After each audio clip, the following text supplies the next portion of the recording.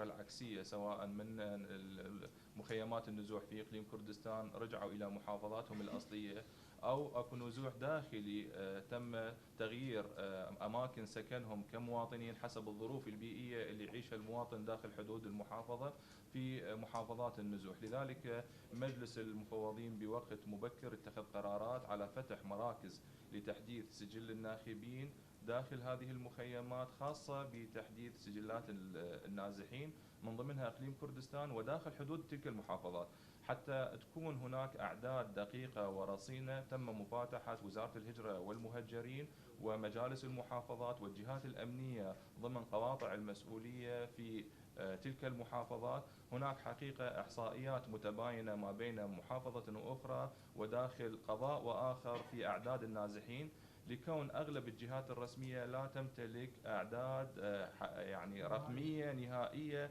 بسبب حركة النازحين من منطقة إلى أخرى. لكن المفوضية من ضمن هذه الإحصائيات الأولية على غرار هذه الإحصائيات وضعت جدولة لمراكز تسجيل وتحديث سجلات الناخبين في تلك المناطق حسب الكثافة السكانية، وبدأت بتسيير فرق جوالة خاصة في تلك المناطق ودعم لوجستي متكامل بقرارات موحدة من قبل مسؤولين. نعم، شكرا جزيلا.